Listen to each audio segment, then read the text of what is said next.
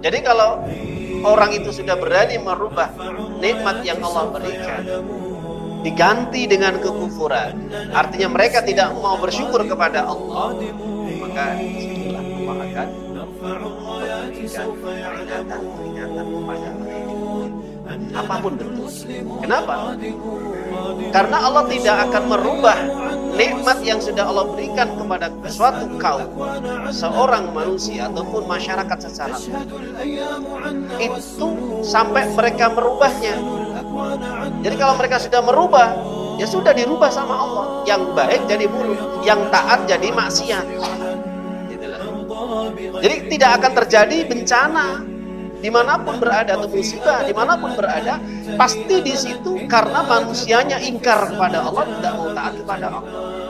Bismillahirrahmanirrahim.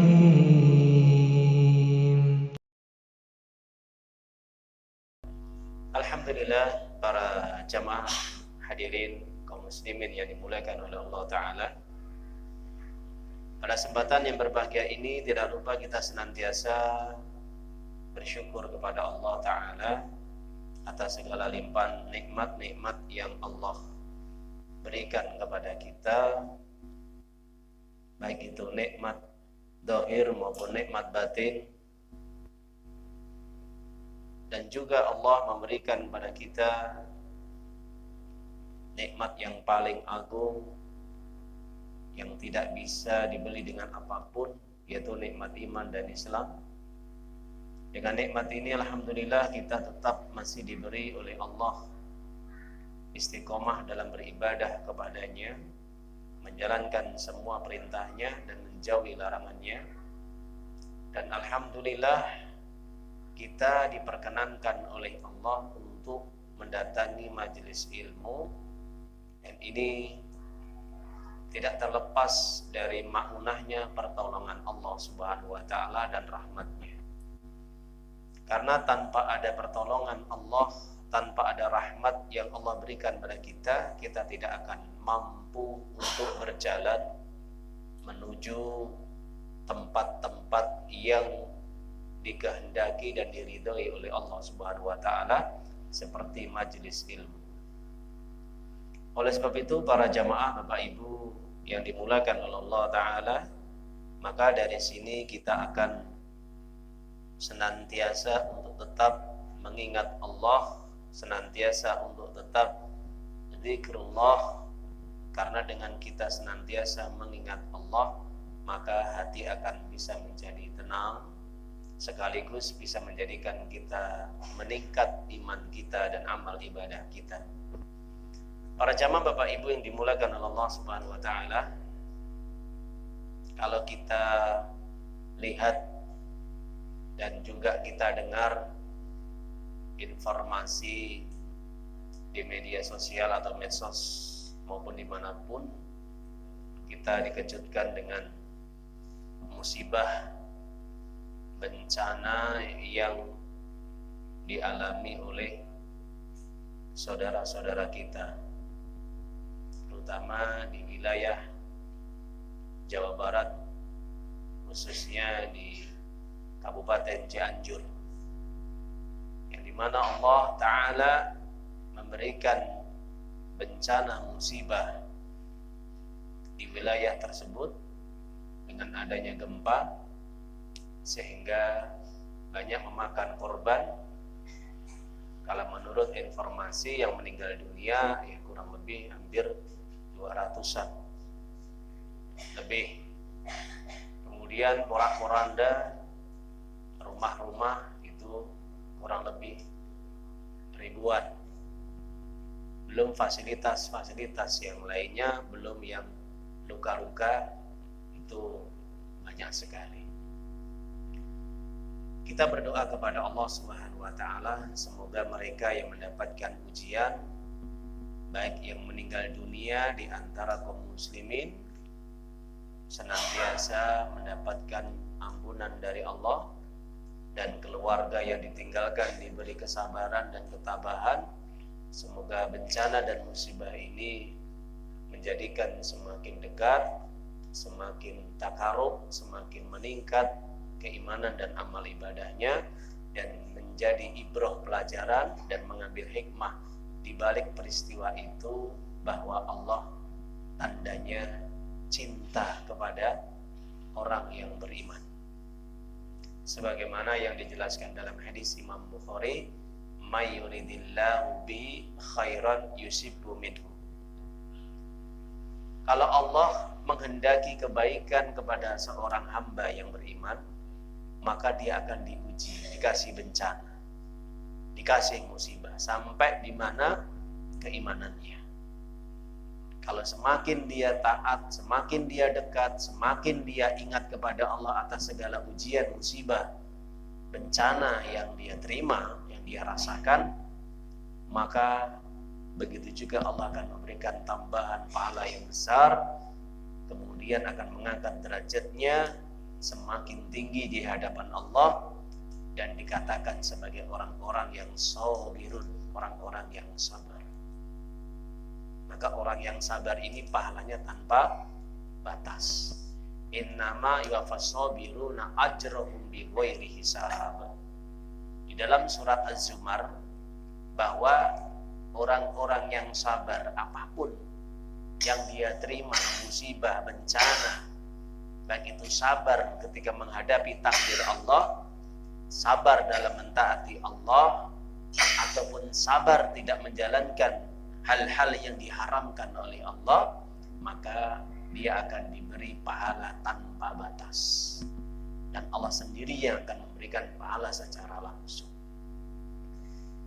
Dan kalau kita melihat fenomena alam yang dikehendaki oleh Allah, semua apapun musibah, bencana itu atas kehendak dan takdir Allah Ta'ala, dan manusia tidak bisa lepas dari segala ketetapan Allah. Wa ma musibatin illa biidznillah. Apapun musibah itu semua atas izin Allah. Semua bencana yang Allah turunkan itu atas kehendak Allah, bukan karena fenomena alam dengan sendirinya, bukan karena hal-hal yang terkait dengan kejadian-kejadian alam, baik itu disebabkan karena gunung meletus, karena mungkin banjir, karena lempengan-lempengan bumi yang tidak teratur, dan mungkin secara BMG, ya, itu hal-hal yang terkait dengan kejadian alam. Akan tetapi alam tidak akan terjadi sesuatu tanpa ada kehendak Allah. Maka dari situlah kalau kita kembali kepada keimanan yang benar, maka setiap kita melihat, setiap kita ini memandang musibah, bencana apapun, itu kita kembalikan kepada sang pembuatnya, sang penciptanya. Siapa? Allah Azza wa Jalla.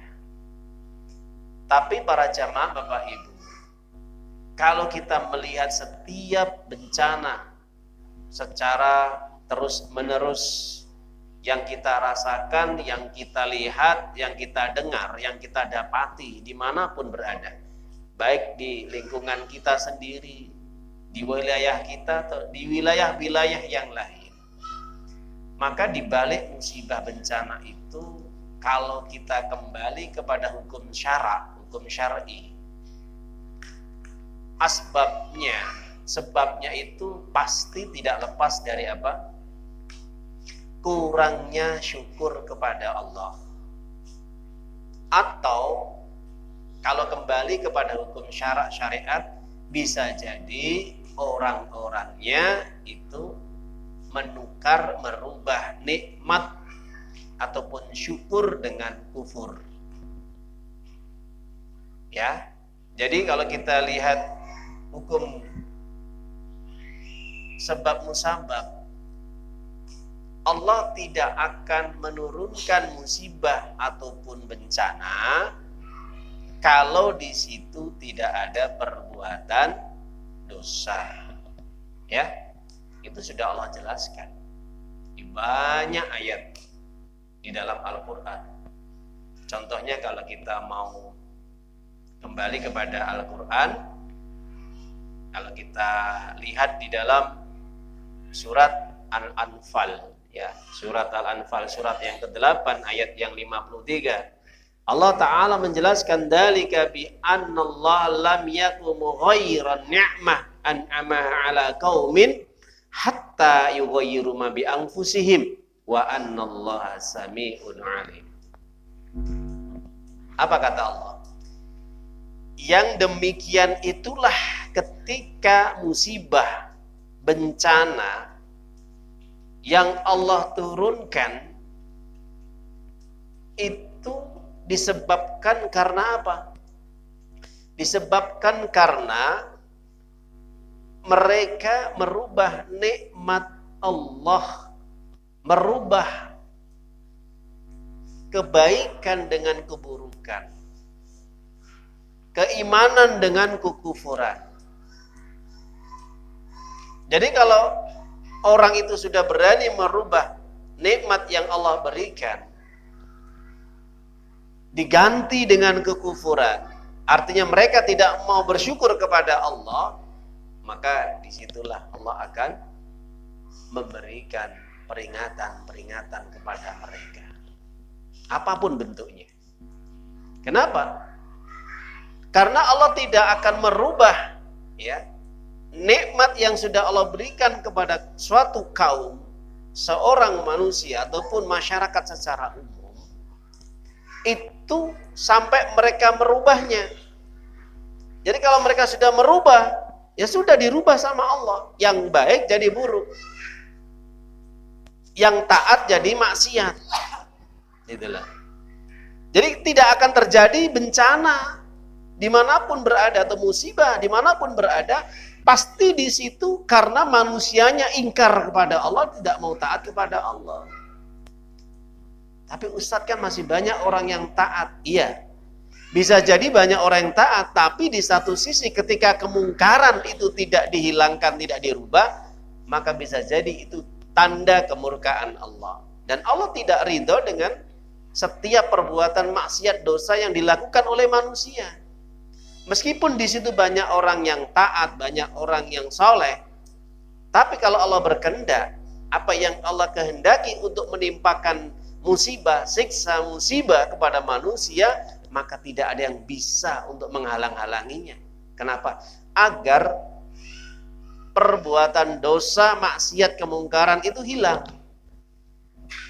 Makanya para jamaah Bapak Ibu, ini kalau kita mengambil sebab musabab terkait dengan hukum syariat, bagi orang mukmin itu setiap bencana musibah wa maka sabat, ya, setiap apapun musibah yang terjadi itu ya, itu disebabkan karena apa? Ya karena bima kasabat aidinas, bima kasabat aidikum, karena tangan-tangan kalian, karena tangan-tangan manusia. Artinya perbuatan-perbuatan dosa yang dilakukan oleh manusia atau perbuatan dosa yang dilakukan oleh kita. Contoh real saja, yang nyata aja. Ketika terjadi maksiat, perbuatan dosa di rumah kita, pasti nanti akan Allah peringatkan dengan berbagai musibah ataupun bencana, baik kecil maupun besar. Apapun musibahnya, bisa jadi ada anak yang sakit, atau mungkin kadang orang tuanya sakit, atau mungkin karena mungkin ada musibah kecelakaan, atau mungkin kehilangan barang, ya, atau mungkin karena sesuatu yang kadang tidak menjadi nyaman dalam keluarga. Nah, itu kan kadang-kadang musibah, apapun bentuknya. Nah, jadi dari sini kalau kita bisa merasakan dan berpikir para jamaah Bapak Ibu, maka ingat, hati-hati. Setiap perbuatan dosa, perbuatan maksiat kalau itu dibiarkan dan itu merajalela, nah ini bahaya. Betul bahaya. Kenapa? Karena tidak akan terjadi musibah, bencana dimanapun, pasti di situ ada perbuatan-perbuatan yang melanggar aturan Allah Subhanahu Wa Taala, dan itu dibiarkan. Dibiarkan dalam arti mereka yang punya kemampuan, mereka yang punya kekuasaan, ya itu tidak merubahnya, tidak menghilangkannya. Nah, bahkan mungkin sebaliknya malah mendukungnya, memfasilitasinya. Nah, Itulah para jamaah Bapak Ibu, kalau kita berpikir secara sehat, secara iman, ya, secara hati nurani, secara wahyu yang Allah turunkan. Tapi kalau berpikir tidak kembali kepada hukum syarak syariat, hanya berdasarkan logika yang tidak sehat, berdasarkan nafsu, maka yang terjadi apa? Setiap apapun bencana musibah tidak akan pernah dihubungkan dengan apa? Ketetapan Allah, takdir Allah, ya, peringatan-peringatan dari Allah Subhanahu wa taala. Sehingga apa? Ya sudah, dengan setiap musibah, kejadian apapun, dimanapun, bencana-bencana alam, banjir, dan yang lainnya, itu penyebab karena fenomena alam. Nah itu, sehingga terjadilah muncul pemikiran apa? Pemikiran-pemikiran yang dimana memisahkan antara takdir Allah dengan keadaan alam itu sendiri. Padahal alam itu sendiri adalah ciptaan Allah, buatan Allah. Tidak akan terjadi bencana apapun tanpa izin Allah. Itu jelas ya. Maka pemikiran-pemikiran liberal, pemikiran-pemikiran sekuler, ya, yang dimana berpikirnya itu cepat. Jadi segala apapun yang terjadi itu seakan-akan tuh hanya sendirinya, tanpa ada campur tangan sang pembuat musibah bencana. Siapa? Allah Subhanahu wa taala. Jadi para jamaah Bapak Ibu, itu kalau kita berpikir secara sehat dan juga secara iman yang benar. Ya